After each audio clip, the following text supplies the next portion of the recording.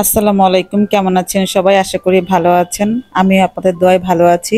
চলে আসলাম নতুন একটা ভিডিও নিয়ে। আজকে আপনাদের সাথে একটু কাজ করতে করতে গল্প করি। এই যে আমি ফেসবুকে একটা পেজ খুললাম।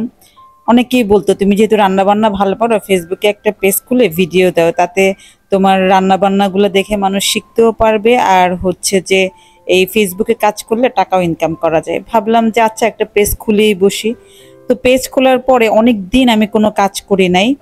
প্রায় ১ বছর পরে আমি যখন রেগুলার কাজ শুরু করলাম, তখন যেটা হলো যে আমি প্রায় ৭-৮ মাসের মধ্যে মনিটাইজেশন পেয়ে গেলাম। আর যখন মনিটাইজেশন পেয়ে গেলাম তখন সবাই বলল, যেহেতু মনিটাইজেশন পেয়ে গিয়েছো, এখন তুমি রেগুলার বেস করে কাজ করো। তো মনিটাইজেশন পাওয়ার আগ পর্যন্ত আমি প্রত্যেক দিন একটা করে লং ভিডিও, ২-৩টা রিলস ভিডিও দিতাম।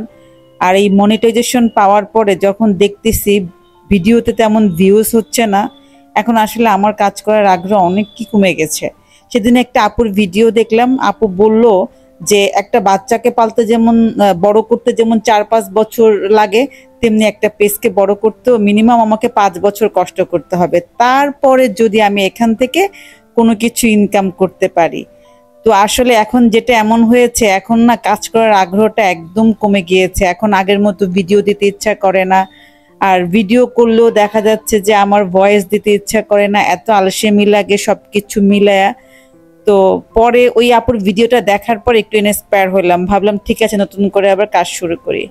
তো আমি আজকে কিন্তু রান্না করছি লাউ দিয়ে বোয়াল মাছের মাথা। আমাদের বাসায় যখন কোনো বোয়াল মাছ বা আর মাছ নিয়ে আসে, সেই মাছের মাথাটা আমরা চেষ্টা করি লাউ দিয়ে রান্না করার জন্য।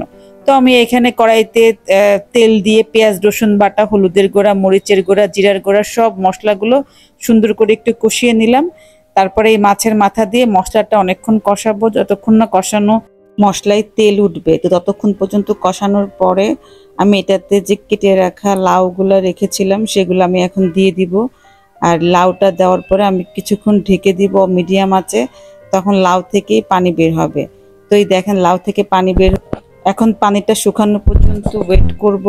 পানিটা যেই শুকিয়ে আসবে তখন আমি এখানে অল্প করে ঝোলের পানি দিব, যেহেতু লাউয়ের তরকারি সেজন্য ঝোলটা একটু কমই রাখবো, মাখামাখাই থাকবে। তো ঝোলের পানিটা দেওয়ার পরে আমি কিছুক্ষণ পরে এটাতে আমি ধনের পাতা কেটে রেখেছিলাম, যখন জাল উঠেছে তখন কাঁচামরিচের ধনের পাতাটা দিয়ে দিলাম।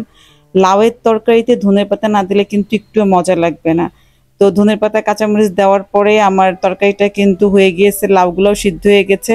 এখন আমি তরকারিটা নামিয়ে ফেলবো। আর গরম ভাতের সাথে এই লাউ দিয়ে মাছের মাথা দিয়ে কি যে মজা লাগে! যারা খান তারা তো জানেন, যারা না খান তারা একবার হলেও কিন্তু ট্রাই করবেন। এই তরকারিটা কিন্তু আসলেই অনেক মজা হয়। আর এতক্ষণ আমার ভিডিও দেখার জন্য আপনাদের সবাইকে অনেক অনেক ধন্যবাদ।